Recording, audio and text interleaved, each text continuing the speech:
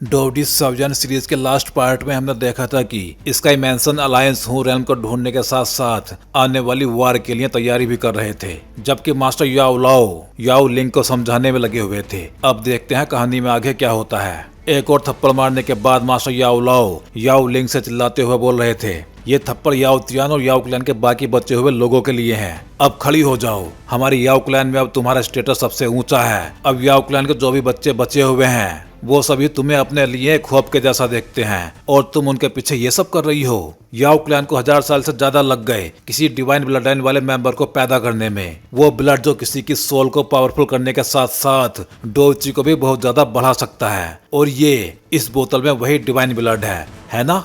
मेरे सवालों का आंसर दो, ये तुम्हारा ही ब्लड है, राइट? याओ लिंग अभी भी अपने गाल को पकड़े हुए ही बैठी हुई थी और अब वह कुछ बोलने की सिचुएशन में लग भी नहीं रही थी। फिर मास्टर याओ कुछ शांत होते हुए आगे बोलते हैं, तुम पिल रिफाइन करने के लिए अपना डिवाइन ब्लड यूज कर रही हो और साथ में अपना सेंस भी कंज्यूम कर रही हो। अगर ये सब ऐसे ही चलता रहा तो तुम कुछ दिन में ही मारी जाओगी। अब याओ लिंग उठने की कोशिश करते हुए बोलना स्टार्ट करती है। याओ क्लैन में डिवाइन ब्लड हजारों सालों से अपीयर नहीं हुआ था, और जब वो अपीयर हुआ भी तो मुझ में अपीयर हुआ, सिर्फ वेस्ट होने के लिए। अब वो रोते हुए चिल्ला के बोलती है, अगर मेरे जान देने से अलायंस फोर की स्ट्रेंथ बढ़ जाती है और उससे हू क्लैन से बदला लेने में हेल्प मिलती है तो फिर मुझे अपने इस काम के लिए कोई भी पछतावा नहीं होगा। मैं सिर्फ ये सभी सोचती रहती हूँ, मैं बहुत ज्यादा कमजोर हूँ, और ऐसा बोल के वो रोती ही जा रही थी। ये सब सुन के मास्टर याओ थोड़े शांत होते हैं और अपने चेहरे पे एक मुस्कान लाने के बाद याओ लिंग से बोलते हैं, सिली गर्ल, तुम्हें ऐसे देख के मैं भी थोड़ा सा इमोशनल हो गया। तुम्हें ऐसी सिचुएशन में देख के मुझे पहले वाले श्याओयान की याद आ गई। ये सुन के याओ लिंग चौंक गई थी। श्याओयान? आपका मतलब अलायंस लीडर श्याओयान? लेकिन अगले ही पल वो अपनी ही बात को नकारते हुए बोलती है, नहीं, भला वो सेम कैसे हो सकता है? वो तो बिना किसी शक के हर तरह से एक जीनियस है। फिर चाहे वो पिल रिफाइनिंग की बात हो या फिर फाइटिंग की बात हो या फिर डोवची रेल्म की बात हो, मैं भला उसके जैसे सेम कैसे हो सकती हूँ? ये सब सुनकर मास्टर याओ लिंग के पास बैठते हुए उससे बोलते हैं, वेल, जब मैं पहली बार उससे मिला था तब उसके दिल में इस वर्ल्ड के लिए नफरत भरी हुई थी, क्योंकि तब वो अपनी डोवची को खो चुका था, एकदम तुम्हारे जैसे, जो अब एक 50 किलो के मूर्ख के जैसे रोए जा रही है। ये सुन के याओ लिंग जोर से बोलती है, मैं 50 किलो की नहीं हूँ। फिर मास्टर याओ उसको उठाते हुए बोलते हैं, इस वर्ल्ड में हर किसी की अपनी खुद की कोई डेस्टिनी होती है। किसी का उठना या गिरना, सब कुछ वो डेस्टिनी ही तय करती है। अब क्योंकि पास्ट को चेंज नहीं किया जा सकता, इसलिए याओ क्लैन के फ्यूचर को तुम्हें बाकी लोगों के साथ मिलकर खुद बनाना होगा। ये सब सुन के याओ लिंग अब होश में आती हुई लग रही थी। मास्टर याओ, फिर मास्टर याओ आगे बोलते हैं, और सबसे बड़ी बात यह है कि याओ क्लैन अभी भी पूरी तरह से खत्म नहीं हुआ है। मैं अभी भी यही हूँ और तुम भी यही हो, और हमारे साथ वो बाकी बचे हुए बच्चे भी हैं जिन्हें बचाने के लिए याओ क्लैन के चीफ और एल्डर्स ने अपनी जान दे दी, और इसीलिए उनके लिए और याओ क्लैन के फ्यूचर के लिए हमें अच्छे से जीना होगा। और मुझे पूरा विश्वास है कि एक दिन याओ क्लैन फिर से अपनी पुरानी ग्लोरी को वापस हासिल कर लेगा, और ये एक दिन जरूर होगा, मुझे इसका पूरा विश्वास है। अब याओ लिंग मास्टर याओ के साथ खड़ी हुई उगते हुए सूरज को देख रही थी, एक नई उम्मीद के साथ। अब दिन निकलने के साथ ही हमें एक सिटी का सीन दिखाया जाता है, जहां काफी चहल पहल दिखाई दे रही थी। मार्केट में कुछ लोग खरीदारी कर रहे थे, बच्चे खेल रहे थे, और फिर हमें उस भीड़ भाड़ वाले मार्केट के ऊपर से एक शिप जाता हुआ दिखाई देता है। उस शिप को देख के एक बच्चा अपनी मम्मी से बोलता है, मोम, वो देखो, उस स्पेसशिप पे कोई है। ये सुन के उसकी मम्मी बोलती है, हाँ, सभी स्पेसशिप में पैसेंजर्स होते ही हैं। फिर वो बच्चा बोलता है, हाँ, लेकिन पैसेंजर्स क्या वो वहाँ पे बैठते हैं? ये तो बहुत कूल है। अब हमें उस स्पेसशिप के आगे निकले हुए बैम्बू पे एक बंदा बैठा हुआ दिखाई देता है। ये था आइस एम्परर, मतलब हाय बोदोंग, जो बड़े आराम से उस बैम्बू पे बैठा हुआ कहीं जा रहा था। अब वो खुद से ही बोलता है, आफ्टर ऑल, मेरी सैकड़ों सालों की जिंदगी के अकेलेपन के बाद फाइनली उस लड़के श्याओयान ने मुझे फंसा ही लिया है। मैंने माइतल ट्रेडिंग कंपनी के साथ एक कोऑपरेशन कॉन्ट्रैक्ट साइन किया है। माइतल ट्रेडिंग कंपनी की तरफ से न्यूज मुझे यहीं मिलेगी, राइट? और ऐसा बोल के वो उस शिप से नीचे कूद जाता है। अब वो उस सिटी के ऊपर उड़ता हुआ बहुत तेजी के साथ एक तरफ बढ़ने लगा था। फिर एक बिल्डिंग को देख के वो बोलता है, मुझे लगता है कि यही माइटल ट्रेडिंग कंपनी है। और फिर वो जल्दी ही कूदता फांदता एक जगह जाके रुकता है, जो देखने में इंडिया गेट या फिर गेटवे ऑफ इंडिया के जैसा लग रहा था। वहां उतरने के बाद वो चारों तरफ देख के बोलता है, सभी लोग कहाँ गए? तभी वहाँ आसमान में कुछ लाइट सी जाती हुई दिखाई देती है और फिर अगले ही पल वहाँ का आसमान फायर क्रैकर से जगमगा उठा था। ये सब देख के ही हाइबोडोंग चौंक गया था। तभी उसके सामने एक रेड कारपेट खुलती चली जाती है, जिसको देख के वो और ज्यादा चौंक जाता है। इसके बाद वहाँ किसी ब्यूटीफुल लेडी के पैर आते हुए दिखाई देते हैं। वो लेडी जो एक्चुअल में याफी थी, वहाँ आते ही जोर से बोलती है, ग्रीटिंग्स मिस्टर हाइबोडोंग। और उसके ऐसा बोलते ही वहाँ बैंड बाजे वाले भी अपना काम स्टार्ट कर देते हैं। ये सब देख के हाइबोडोंग याफी से बोलता है, क्या तुम वेलकम सेरेमनी को लो प्रोफाइल नहीं रख सकती थी? ये सुन के याफी बोलती है, आप सही बोल रहे हैं, मुझे रेड कारपेट की जगह ब्लू कारपेट यूज करनी चाहिए थी। ये सुन के हाइबोडोंग और ज्यादा चौंक गया था। तो भाई लोग, आगे बढ़ने से पहले वीडियो को लाइक और चैनल को सब्सक्राइब जरूर करना। फिर एक जगह बैठ के हाइबोडोंग याफी से पूछता है, हू क्लैन के बारे में मिले क्लूज के बारे में इन्वेस्टिगेशन कैसी चल रही है? तब याफी एक फाइल को देखते हुए बोलती है, 100 साल पहले हू क्लैन के यहाँ पे आने के कुछ क्लूज तो मिले हैं, लेकिन जब हमारी माइटल ट्रेडिंग कंपनी ने इन्वेस्टिगेशन करी तो हमें हू क्लैन के बारे में कोई भी इंफॉर्मेशन नहीं मिली। और इस कॉन्टिनेंट की बाकी सिटीज से भी ऐसी न्यूज मिली है कि उनको भी 100 साल पहले हू क्लैन के उनकी सिटीज में अपीयर होने के कुछ क्लूज मिले थे। फिर वो एक मैप को दिखाते हुए बोलती है, मास्टर हाइबोडोंग जरा यहाँ देखिए। उस मैप को देखने के लिए हाइबोडोंग नीचे कूद के आता है। फिर वो उस मैप को देखते हुए बोलता है, इस मैप के अकॉर्डिंग तो ये सभी लोकेशंस मुझे इन सभी के बीच कोई भी कनेक्शन नजर नहीं आ रहा। लेकिन भले ही हू क्लैन ने ये सब कुछ अजीब तरीके से किया हो, लेकिन फिर भी हू क्लैन कुछ भी बिना प्लानिंग के नहीं करता है। इस इंफॉर्मेशन को हमें स्काई मैंसन अलायंस को भेजना होगा। ये सुन के याफी बोलती है, यस सर, मैं इसका इंतजाम कर देती हूँ। फिर एप्पल खाते हुए हाइबोडोंग बोलता है, स्काई मैंसन अलायंस, उस टाइम का वो लड़का सियाव्यान अब एक अमेजिंग पर्सन बन गया है। मुझे याद है जब मैं उससे पहली बार मिला था तब वो बस एक बच्चा ही था और फिर उसके दिमाग में वो पुरानी यादें चलने लगती हैं। ये सब देख के याफी हंसने लगी थी क्योंकि उसको भी अब पुराने दिन याद आ गए थे।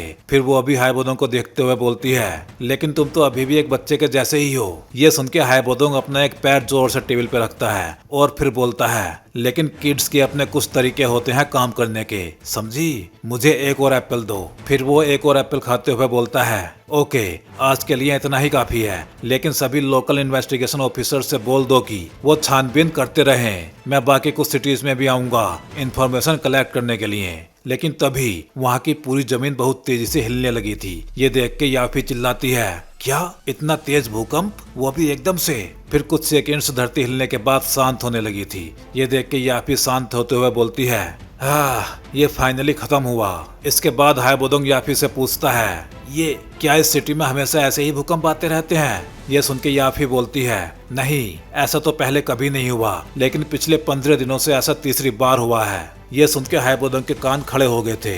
फिर वो विंडो से बाहर झांकता हुआ बोलता है, मतलब इस सिटी में जरूर कुछ तो गड़बड़ चल रही है। इन भूकंप की इंफॉर्मेशन अलायंस को भेजो तुरंत। Yes sir. अब हमें स्टार रेल्म का एक सीन दिखाया जाता है जहां वो स्टोन स्क्वायर अभी भी हवा में तैर रहा था। फिर हमें फैंगजियान दिखाए जाते हैं जो एक साइड में देख रहे थे। उसी साइड में काफी दूर एक बिल्डिंग में धमाका हुआ था। इस धमाके को देख के फैंगजियान मूचिंग से बोलते हैं, इस तरफ तो ट्रेनिंग ग्राउंड है और ये एक बार फिर से तबाह कर दिया गया है। ये सुन के मूचिंग बोलती है, मैं इस सब के रिपेयर बिल्स उन क्लैंस के लीडर्स को भेज दूंगी। अब हमें फलिंग स्टार पैविलियन के ट्रेनिंग ग्राउंड का एक सीन दिखाया जाता है जहां धुआं ही धुआं उड़ता हुआ दिखाई दे रहा था और उस ग्राउंड में एक तरफ हुओजी और हुओजुआन दिखाई दे रहे थे और दूसरी तरफ गूचिंग दिखाई दे रहा था। अब हुओजुआन अपना अटैक एक बार फिर रेडी करते हुए बोलता है, फायर मैट्रियो डिवाइन स्टार, और उसके साथ ही हुओजी भी अपना अटैक रेडी करते हुए चिल्लाती है, फायर ड्रैगन वीप, और फिर वो दोनों ही अपने अटैक एक साथ ही रिलीज कर देते हैं। उन दोनों के अटैक एक साथ ही गूचिंग की तरफ जा रहे थे और गूचिंग अभी भी अपनी तलवार पे हाथ रखे हुए उस अटैक को अपनी तरफ आते हुए देख रहा था। जब वो अटैक उसके काफी पास पहुंच गया तब उसके फेस पे एक स्माइल आ गई थी और फिर उसकी तलवार भी म्यान से बाहर आने लगी थी। फिर अगले ही पल उसकी तलवार के घूमने के साथ ही उसकी तरफ आते हुए दोनों अटैक्स आइस में बदल गए थे। फिर गूचिंग फेस पे सीरियस एक्सप्रेशन के साथ तेजी से आगे आता है और फिर उसकी तलवार घूम जाती है। उसकी तलवार के एक ही अटैक से वो फायर जो अब आइस बन चुकी थी टूट के बिखर जाती है। लेकिन जब गूचिंग उस अटैक के टुकड़े टुकड़े करके वहां आसपास देखता है तो वहां उसको कोई भी दिखाई नहीं दिया था। ये दोनों कहाँ गए? तभी वो अपने पीछे से आती एक आवाज को सुन के चौंक जाता है। अब जब वो पीछे मुड़ के देखता है तो उसको वहाँ हुआ जुआन दिखाई देता है, जो बहुत सारी फायर बर्ड्स के साथ आगे बढ़ते हुए चिल्ला रहा था, ब्लेजिंग फेदर सोरिंग हेवन। इसके बाद वो दूसरी तरफ देखता है तो उसे वहाँ हुआ जी अपने अटैक के साथ चिल्लाती हुई नजर आती है। Fire flame gun break. उन दोनों को दो साइड से अटैक करते देख गोचिंग तेजी के साथ अपनी तलवार को म्यान में रखते हुए बोलता है, दो तरफ से अटैक, तुम दोनों बहुत जल्दी प्रोग्रेस कर रहे हो, लेकिन ये भी अभी मेरे सामने काफी नहीं है। अब गोचिंग के हाथ में एक छोटा सा आइस क्रिस्टल नजर आने लगा था और फिर वो उस आइस क्रिस्टल को ऊपर हवा में उठाते हुए बोलता है, ice pole vault of heaven. और उसके ऐसा बोलते ही वहां जमीन और आसमान दोनों तरफ से नुकीले आइस क्रिस्टल निकलने स्टार्ट हो गए थे, जिनसे टकरा के हुओजी और हुओजुआन के फायर अटैक्स भी तितर बितर हो जाते हैं और साथ ही उन आइस क्रिस्टल से टकरा के वो दोनों चीखते हुए दूर जाके गिरते हैं। अब उस ट्रेनिंग ग्राउंड में हर तरफ धुआं ही धुआं दिखाई दे रहा था और हर जगह अब क्रैक्स दिखाई देने लगे थे। अब एक साइड में पड़ा हुआ हुओजुआन बोलता है 9 स्टार डोजन कल्टीवेटर की पावर। भाई यहाँ पे पता नहीं क्यों इन लोगों को इतना कमजोर दिखाया गया है। ये सब स्टोरी लाइन नॉवेल में नहीं है, इसलिए मैं यहाँ पे ज्यादा कुछ बता नहीं पाऊंगा। इसलिए अभी जितना भी मानवा कंप्लीट हुआ है उसको हम लोग पहले देख लेते हैं, उसके बाद हम नॉवेल के अकॉर्डिंग फाइनल फाइट को कंप्लीट करेंगे। अब हुओजुआन आगे बोलता है, हमारी स्ट्रेंथ में तो बहुत ज्यादा डिफरेंस है, ये तो हमें क्रश कर दे रहा है। फिर हुओजी अपने कंधे को संभालते हुए बोलती है, इस पेन में तो एक्सरसाइज करने का बहुत ही मजा आ रहा है। इवन अभी हुकलैंड की कोई न्यूज भी नहीं है, लेकिन फिर भी हम लोग खाली तो नहीं बैठ सकते। ये सुन के गोचिंग बोलता है, आज के जैसी फाइट तुम दोनों को आने वाली वॉर के लिए एकदम तैयार कर देगी। अभी भी हुकलैंड की कोई भी न्यूज नहीं है और जैसे जैसे दिन निकलते जा रहे हैं हमारे जीतने के चांसेस कम होते ही जा रहे हैं। तभी वहां से दूर कहीं एक बड़ा सा धमाका होता है, जिसको गोचिंग ने भी देख लिया था। उस साइड को देख के वो बोलता है, क्या ये ब्लास्ट काउंसिल चैम्बर की तरफ हुआ है? फिर वो जिस शॉक्ड एक्सप्रेशन के साथ बोलती है, लेकिन वहां तो सभी क्लैंस के चीफ मीटिंग कर रहे थे, नहीं? फिर गोचिंग एक मुस्कान के साथ बोलता है, ऐसा लगता है कि उनमें से कोई तो ऐसा है जिससे अब अपना गुस्सा कंट्रोल नहीं हो रहा। वो अभी हुकलैंड के बारे में कोई भी न्यूज ना मिलने से गुस्से में आ गया होगा। अब हमें फॉलिंग स्टार पैविलियन के काउंसिल चैम्बर का एक सीन दिखाया जाता है, जहां उस बिल्डिंग की छत से धुआं बाहर आ रहा था और मीटिंग हॉल में ली यिंग गुस्से में चिल्ला रहा था। अब तक 45 दिन हो चुके हैं, लेकिन फिर भी वो बास्टर्ड्स अभी तक अपीयर क्यों नहीं हुए हैं? अगर वो फाइट करना ही चाहते हैं तो फिर फाइट करो। हमारा ली क्लैन भी अपनी पूरी जान लगा के एकदम एंड तक फाइट करेगा, लेकिन अब वाला ये टाइम बहुत सफोकेटिंग है। और ऐसा बोल के वो अपने सामने वाली टेबल पे अपना हाथ मार देता है, जिससे वो टेबल भी टूट के बिखर गई थी। फिर यान जिन उससे बोलता है, शांत हो जाओ दोस्त, हमें अभी तक उनकी लोकेशन के बारे में कुछ भी पता नहीं लगा है, तो फिर तुम उनसे फाइट कैसे करोगे? ये सुन के ली यिंग थोड़ा सा शांत होता दिखाई देता है। अब शाओयुआन सभी से बोलता है, सभी लोग, अभी हमारे लिए शांत रहना ही सबसे बेस्ट ऑप्शन है अभी हमें। लेकिन शाओयुआन की बात पूरी होने से पहले ही वहाँ एक पोर्टल ओपन होने लगा था, जिसको देख के शाओयुआन भी चौंक जाता है? और फिर जल्दी ही उस पोर्टल से थका हारा और सैड सा दिखाई देता हुआ गु युवान बाहर आता है, जिसको देख के शाओयुआन चिल्ला के बोलता है, अंकल गु, आपकी ऐसी हालत, कैसे हुआ ये सब? ये सुन के गु युवान बोलता है, कोई सीरियस बात नहीं है, मैंने बस अपनी सोल पावर कुछ ज्यादा ही यूज कर ली है। फिर ली यिंग गु युवान से पूछता है, ब्रोदर गु, क्या तुम्हें कोई न्यूज मिली? ली यिंग के ऐसा पूछते ही गु युवान के एक्सप्रेशंस चेंज हो गए थे। अब उसके फेस पे गुस्सा साफ साफ दिखाई देने लगा था। फिर गु युवान सभी से बोलता है, मैंने हुरेल्म की लोकेशन का तो पता लगा लिया है, लेकिन अब बहुत देर हो चुकी है। और ऐसा बोल के गु युवान निराश होके अपना सर नीचे झुका लेता है। गु युवान को ऐसा बोलते देख शाओयुआन और बाकी सभी शॉक्ड हो गए थे।